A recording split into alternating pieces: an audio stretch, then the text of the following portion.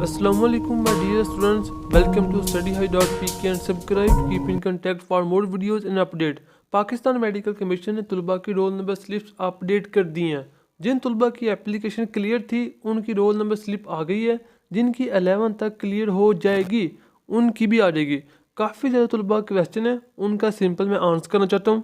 और जिन तलबा का प्रिंटिंग का मसला है, यानी उनका प्रिंट ठीक नहीं आ रहा, बीच में थोड़े ब्लैंक स्पेसेस हैं, सेंटर नहीं लिखा हुआ, रोल नंबर अच्छी तरह से वाज़ा नहीं, वो ऐसा करें फर्स्ट ऑफ ऑल लैपटॉप से ओपन करें या किसी शॉपकीपर के पास जिसके पास इंटरनेट की फैसिलिटी है, साथ प्रिंटर भी है, उससे प्रिंट निकलवा लें।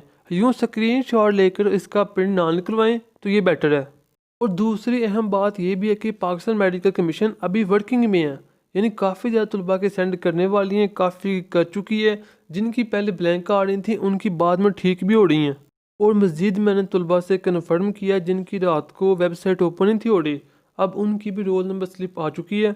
अगर आपका कोई प्रॉब्लम है, मिस प्रिंटिंग है, तो वो भी आपके उम्मीद है शाम तक पाकिस्तान मेडिकल कमीशन क्लियर कर देगी। सो आपने टेंशन नहीं लेनी। Hope you best of luck, best wishes, अल्लाह हाफिज़।